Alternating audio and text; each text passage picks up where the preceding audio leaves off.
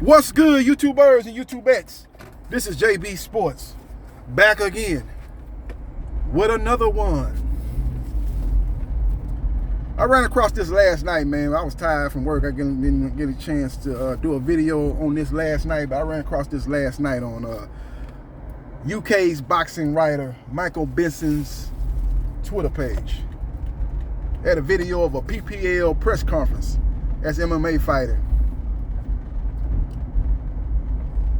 And it was promoting Claressa Shields' fight coming up. She got a fight coming up in the MMA. It's going to be her second fight in the MMA. And they was doing a press conference there. And one of the reporters asked Claressa T-Rex Shields a question that she didn't take too kindly to say the least. Claressa, the self-proclaimed GOAT, greatest woman of all time. I have a number one on my pound-for-pound rankings in female boxing. I got a number one, I got Amanda Serrano number two, and I got Katie Taylor number three. Hopefully they make the Serrano-Taylor fight, because the winner of that fight will have a strong argument to jump over Claressa Shields as number one on the pound-for-pound rankings. But right now I got Claressa number one right now, and I got a number one all time actually. I got her slightly ahead of Layla Ali at number two. I got Ann Wolfe number three, and I got the coal miner's daughter, Christy Martin, as number four. Christy Martin probably my favorite fighter out of those four to watch, just for pure entertainment, because she is like a dude, man. She's swinging for the fences. She's looking for the one-hitter quitter. You can go watch, Google Christy Martin in her fights, man. Very entertaining. She fought on a lot of Mike Tyson's undercard fights. Very entertaining fight. She was the most entertaining out of those four women I just mentioned. She probably number one. Ann Wolfe was probably number two, because you need to Google Ann Wolfe too, man. She was a mean son of a gun, man. She knocked out this big, tall white girl, man. I think they got it. It was a highlight reel knockout. The white girl was probably about 6'6", 6'7", tall girl. Ann Wolfe was sizing her up in the face-off when the referee was giving her the instructions, and Ann Wolfe knocked her smooth the fuck out in a highlight reel knockout. That's neither here nor there. Let's talk about what Claressa Shields said when the reporter asked her about the possibility of fighting on Jake Paul's undercard in the future. And she said, basically, what you smoking? What are you smoking? Is you on crack? Put the pipe down, reporter, because I ain't never, ever fighting on the Jake Paul's undercard. That what you seen him fight out when he fought Tyron Woodley? That was a circus. Ringling Brothers and Baltimore Bailey Circus would be proud of that. What went down in Cleveland, Ohio, in his hometown. I ain't trying to be a part of that. No disrespect to Tyron Woodley or Jake Paul, but I could whoop Jake Paul right now. I could beat him right now. I am a 6-time champion. I am the best ever and currently the best right now in female boxing. So miss me with that. Hey, man, why don't you try to see if you can get on Jake Paul's undercard? It did so much for Amanda Serrano's career.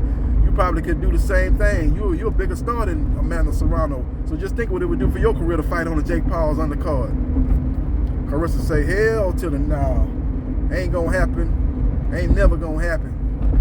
And for you to even ask me a question like that is disrespectful. So Claressa Shields went in, man. Yeah, check that video out, man. It's on YouTube, man. I saw it last night, man. I was gonna do a video last night, man. I was so tired after I got off work. I said I'd do it in the morning. I kind of forgot about it, as I did a video earlier about Eddie Hearn and him wanting to make Dillian White versus Deontay Wilder over Dillian White versus Tyson Fury. But that's neither here nor there, man. Check that video out, man. It was Claressa Shields going in on that reporter, and it was Claressa Shields going in on Jake Paul. Now, they have a history. They went back and forth earlier this year, as basically Claressa Shields said what she said in the PPL press conference, that she would knock Jake Paul out. You know, she put them hands on Jake Paul. Now, you know that fight's never gonna happen. We're never gonna see no women fight no man and no boxing. Nor should we want to see something like that. You know, Jake Paul is 190 pounds. He fought basically at cruiserweight in his last fight. He's a big guy. I think Claressa Shields fights at 168. But Claressa Shields is definitely the more skilled fighter. That's without question. But for anybody to entertain a fight between those two, it kind of reminds me of remember they was trying to entertain a fight between Floyd Mayweather Jr. and Ronda Rousey when she was running the UFC, basically the biggest star in the UFC, stopping all them women that she ran across in the cage, making them submit. They were talking about maybe her fighting Floyd Mayweather Jr. And she kind of cracked the joke saying, well, Floyd Mayweather Jr. already fought a woman when he beat his baby mama.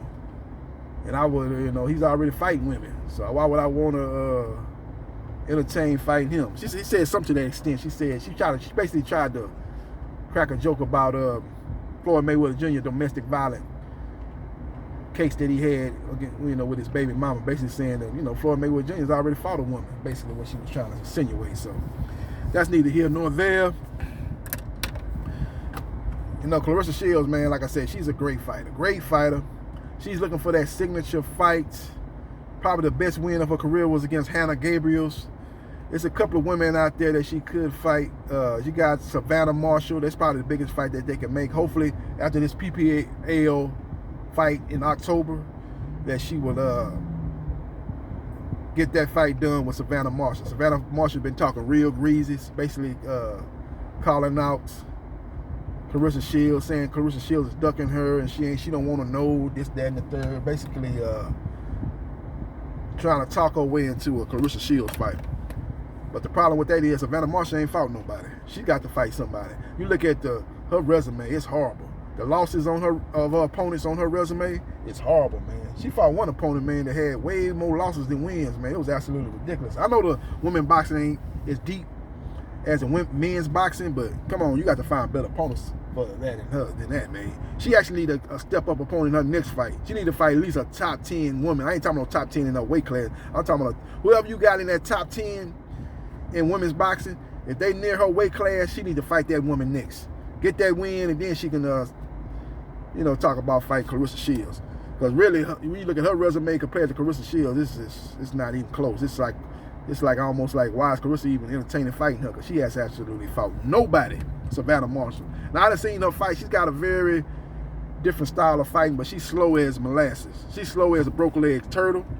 So I think the speed disadvantage for her against Claressa Shields is going to be prevalent in a fight between herself and Claressa. I don't see her beat Claressa at all. She definitely ain't going to outbox Claressa. She would have to hope to catch Claressa with a big shot. And I don't think she don't have the fast twitch muscle. She don't have the speed to catch Claressa either. So boxing IQ-wise, Claressa got the advantage. Speed-wise, Claressa got the advantage.